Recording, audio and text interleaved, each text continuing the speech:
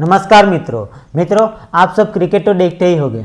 तो क्रिकेट में हमारी वनडे की टीम हो, T20 की टीम हो या टेस्ट की टीम हो, आप सब किसी भी टीम का किसी भी खिलाड़ी को देखिए, उसकी एज 40 से ज़्यादा नहीं होगी, क्योंकि क्रिकेट में जो खिलाड़ी है वो उसकी एज 40 होने से पहले रिटायर हो जाते हैं। आप महेंद्र सिंह धोनी या फिर सचिन तेंदुलकर को देखिए, वो भी उसकी एज 40 होने से पहले रिटायर हो गए थे।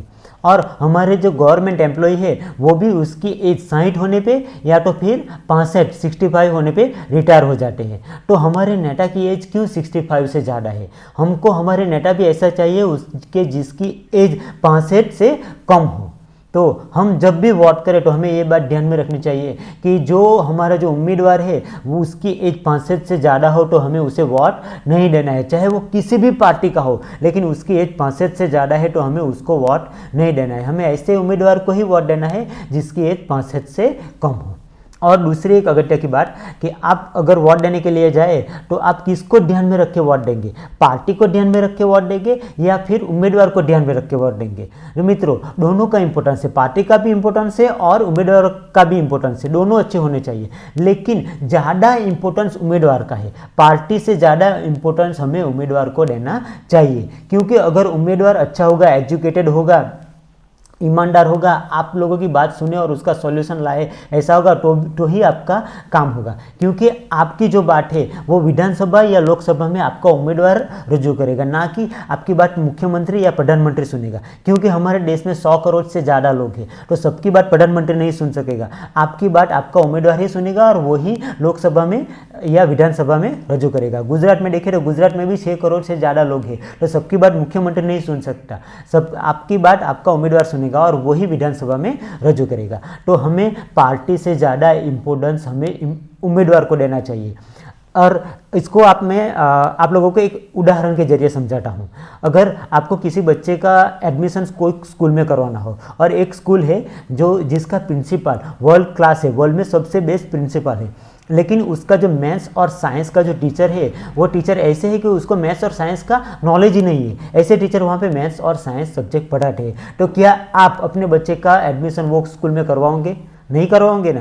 तो फिर आपका जो उम्मीदवार है वो कैपेबल नहीं है, अनएजुकेटेड है और सक्षम नहीं है, तो आप ईमानदार नहीं है, भ्रष्टाचारी है, तो आप ऐसे उम्मीदवार को क्यों वोट देंगे?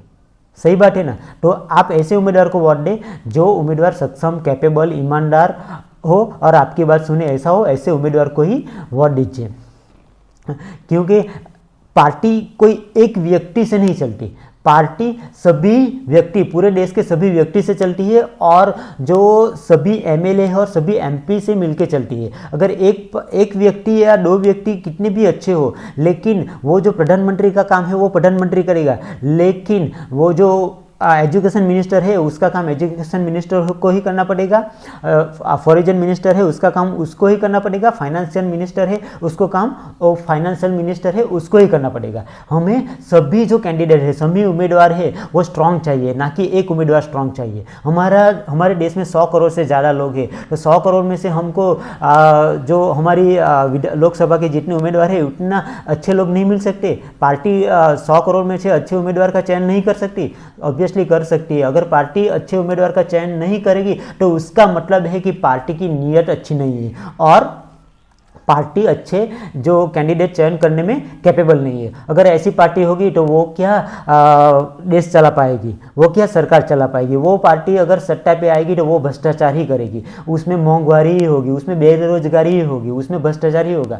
तो आप ऐसे उम्मीदवार को ही वोट दें कि जो अच्छा उम्मीदवार, कैपेबल और एजुकेटेड हो। उम्मीदवार को ध्यान में रख के वोट दें, ना कि पार्टी को ध्यान में रख के वोट दें।